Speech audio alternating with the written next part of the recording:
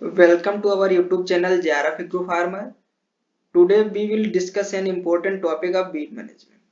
In this video I will explain weed seed production and seed bank and test weight of beads and bead seed germination behavior, and also cover in this video some ecological terms. Please subscribe JRF Agro Farmer YouTube channel and press the bell icon for more videos. Let's get started. Weed seed production. It means cultivation and crop rotation are favorable for annual weeds.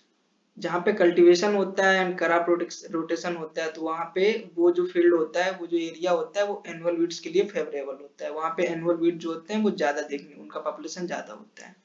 Then zero tillage favours perennial weed. जो zero tillage या conservation tillage जहाँ पे होता है वहाँ पे perennial weed की population ज्यादा होती है, क्योंकि वो फेवर करते हैं, वो फेवरेबल कंडीशन होती है पेरिनियल वीड को ग्रो करने की। वहाँ पे कोई टिलेज प्रैक्टिसेस होती नहीं है, इसलिए वहाँ पे पेरिनियल वीड का पॉपुलेशन ज्यादा होता है। एंड थर्ड वन पॉइंट है high seed production enables rapid weed spread. कहने का मतलब है अगर सीड प्रोडक्शन ज्यादा होगा, बीड का अगर सीड प्रोडक्शन ज्यादा हो रहा है तो वहाँ उसके केसेस में जो बीड की पॉपुलेशन है वो ज्यादा से ज्यादा स्प्रेड होगी, ज्यादा से ज्यादा फैलेगी, क्योंकि सीड का प्रोडक्शन ज्यादा हो रहा है तो बीड जो होगा वो जल्दी जल्दी से स्प्रेड भी करेगा, जल्दी जल्दी से ज्यादा एरिया को कवर करेगा। देन हम लोग पढ़ेंगे prolific seed production by beads. Seed production क्या होता है, मतलब कोई भी बीड एक साल या एक सीजन में उसका एक प्लांट कितना सीड प्रोडक्शन करता है उसको हम लोग बोलते हैं सीड प्रोडक्शन। तो एक साइड में दिया है वीड का साइंटिफिक नेम एंड दूसरी साइड में दिया है एवरेज सीड पर प्लांट। तो फर्स्ट वन है एमरैंथस स्पीसीज। इसका जो एवरेज सीड प्रोडक्शन है पर प्लांट वो 1,96,000 है। उसके बाद में पार्चुलाका स्पीसीज, इसका 1,93,000 है। उसके बाद में सोलेनम नाइग्रम मतलब मकोए, इसका 1,78,000 है। उसके बाद में चिनोपोडियम एल्बम मतलब बथुआ, इसका 72,000 है। फिर है ओरा बैंकी मीन्स ब्रूम रेप, इसका है 5 लाख एवरेज सीड पर प्लांट, इसका सबसे ज्यादा है। देन है स्ट्राइगा, ये एक क्रॉप बॉन्ड वीड है और ये शुगर कैन एंड मिलेट्स में देखने को मिलता है, पैरासिटिक वीड है। और इसका जो सीड प्रोडक्शन है वो 50,000 पर प्लांट है। एंड फिर है पार्थेनियम हिस्टोफोरस या पार्थेनियम स्पीसीज, इसका जो है वो अप टू 10,000 है। और लास्ट वन है एविना फटुआ या एविना ल्यूडोविसियाना, इसका 600 सीड्स पर प्लांट है। देन हम लोग पढ़ेंगे test weight of beads. Test weight मतलब होता क्या है, मतलब कोई भी बीड या कोई भी क्रॉप उसका 100 सीड का जो टेस्ट वेट होगा उसको हम लोग बोलते हैं टेस्ट वेट, और ये ग्राम में होता है। तो एक तरफ बीड का साइंटिफिक नेम है और एक तरफ उसका टेस्ट वेट है इन ग्राम में। फर्स्ट वन है पोलीकार्पिया कोरिम्बोसा, इसका जो टेस्ट वेट है वो 0.03 ग्राम है। देन है साइप्रस स्कुलेंटस आल्सो नोन एज मोथा, और इसका जो है वो 0.19 ग्राम है। देन चिनोपोडियम, इसका है वो 0.38 ग्राम है। देन इक्नोक्लोवा स्पीसीज, इसका है 1.5 ग्राम। इक्नोक्लोवा स्पीसीज ये मोस्टली राइस की फील्ड में देखने को मिलता है। और देन है ब्रासिका केवर, इसका है 1.9 ग्राम। एंड फिर है फ्लेरिस माइनर, इसका है 2 ग्राम। देन है एविना फटुआ, इसका 17.52 ग्राम है। और लास्ट वन है जेंथियम स्टूमेरियम आल्सो नोन एज कोकलवर, इसका जो है वो 194 ग्राम टेस्ट वेट है। देन हम लोग पढ़ेंगे देखेंगे कि एमरेंथस जो होता है वो इस तरीके का होता है, amaranthus viridis also known as pigweed. और ये पोलीकार्पिया है, ये जेंथियम स्टूमेरियम है also known as कोकलवर।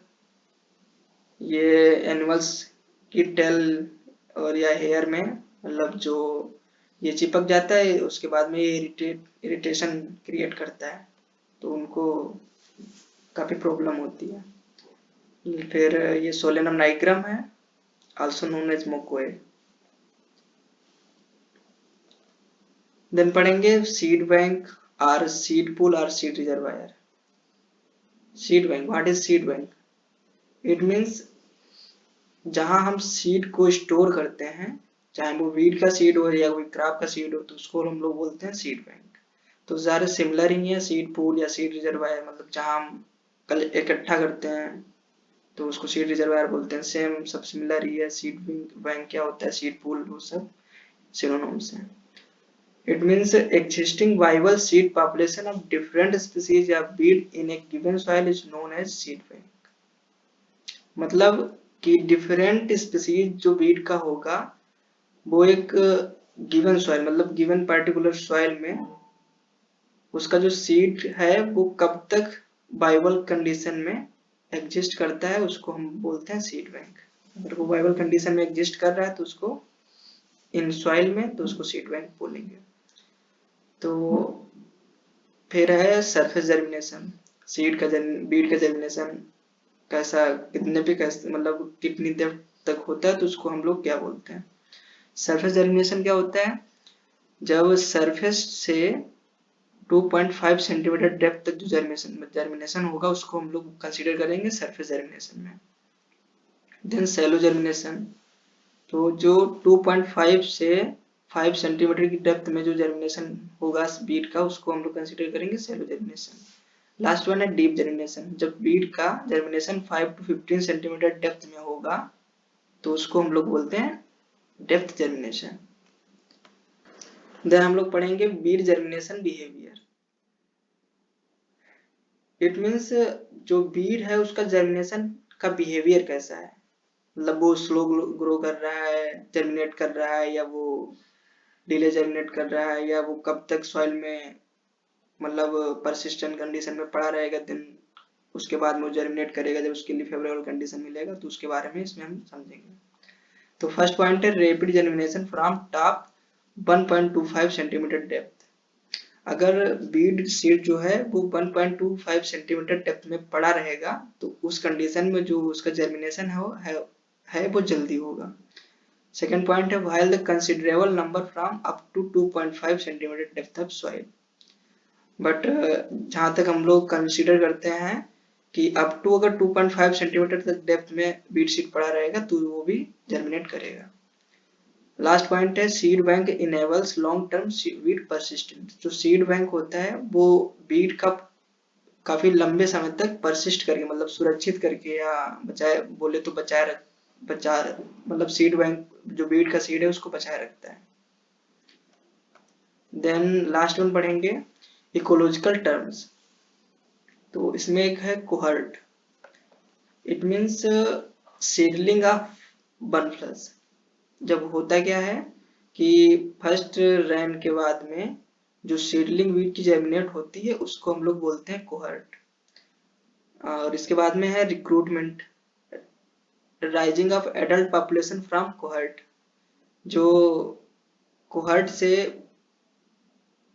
Adult population जो राइज करती है, मतलब जो ग्रो करती है, तो उसको हम लोग बोलते हैं रिक्रूटमेंट। फिर है रेमेट, तो plant originating from vegetative part.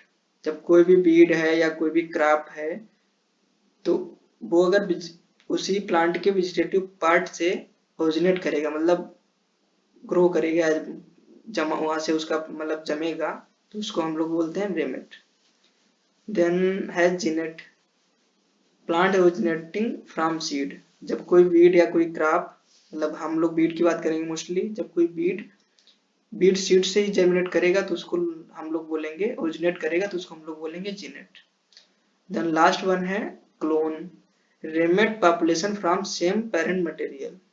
जैसे कोई वेजिटेटिव पार्ट है वीड का, उसके थ्रू अगर कोई प्लांट ग्रो कर रहा है, दूसरा प्लांट बिल्कुल सेम है, तो उसको हम लोग बोलेंगे क्लोन। वो अपने पेरेंट प्लांट से मिलता जुलता रहेगा, सिमिलर ही होगा, तो उसको हम लोग बोलेंगे clone. Okay, thanks for watching and please subscribe JRF Agro Farmer YouTube channel and press the bell icon for more videos. अगर आपको वीडियो अच्छा लगा हो तो आप लोग कमेंट करके बताइए, और अगर कोई मिस्टेक हुई हो तो उसको भी आप लोग कमेंट बॉक्स में बता सकते हैं। Thank you.